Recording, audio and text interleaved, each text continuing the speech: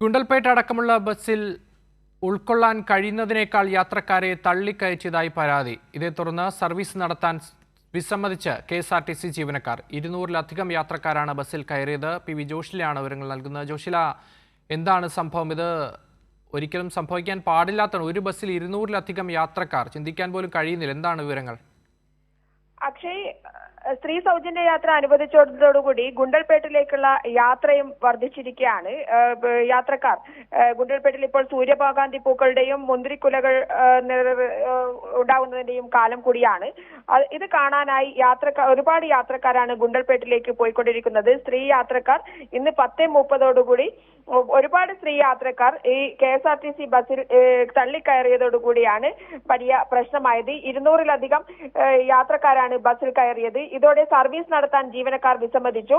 പിന്നീട് അധികൃതരെത്തി സംസാരിച്ച് വഴിയിൽ നിന്ന് എവിടെ നിന്നും യാത്രക്കാരെ കയറ്റണ്ട എന്ന തീരുമാനത്തിലാണ് ബസ് പുറപ്പെട്ടത്. ഞാൻ നേരത്തെ സൂചിപ്പിച്ചതുപോലെ തന്നെ ഗുണ്ടൽപേട്ടയിലെ പൂപ്പാടവും മുന്തിരിപ്പാടവും സന്ദർശിക്കാൻ സൗജന്യ യാത്ര നടത്തുന്നവരുടെ എണ്ണം വർദ്ധിക്കുന്നതാണ് ഇത്തരം പ്രശ്നങ്ങൾക്ക് കാരണമാവുന്നതെന്ന ആരോപണം ഉയരുകയാണ്. അക്ഷയ്, ശരി, PV ജോഷിലാണ് വിവരങ്ങൾ നൽകിയത്.